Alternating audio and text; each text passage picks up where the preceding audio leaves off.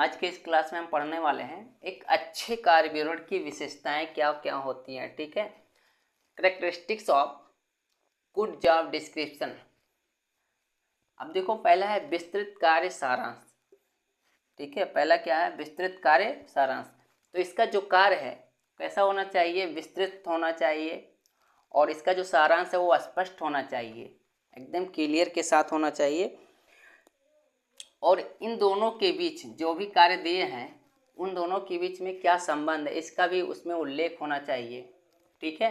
अब दूसरा है कार्य का उपयुक्त शीर्षक। प्रत्येक कार्य का एक शीर्षक होता है, ठीक है, जिससे उसमें क्या हो, अपेक्षित गुणों का क्या पता चल सके, जिससे क्या हो, उसके जितने भी अपेक्षित गुण हैं, क्वालिटी क्या क्या हैं, उन सभी के बारे में शीर्षक के माध्यम से पता चल सके। ठीक है।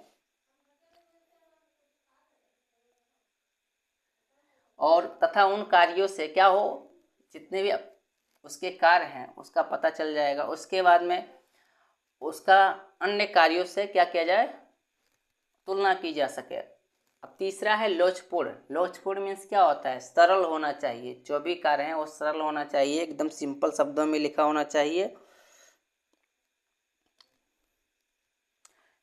जो भी कार्य है एकदम सरल होना चाहिए, जिससे क्या हो, कर्मचारी और प्रबंधक के अलावा कोई भी व्यक्ति उसे पढ़े या देखे तो उसे आसानी से समझ में आ जाए। ठीक।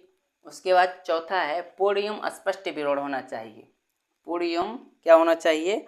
स्पष्ट विवरण होना चाहिए।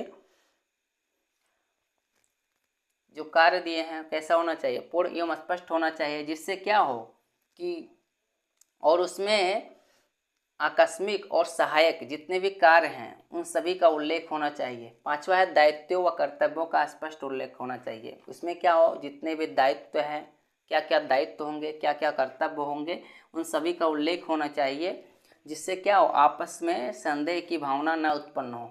ठीक है, कर्मचारियों के बीच कोई संदेह की भावना न उत्पन्न हो, इसलिए उसमें दायित्व और कर्तव्य का स्पष्ट उल्लेख होना चाहिए।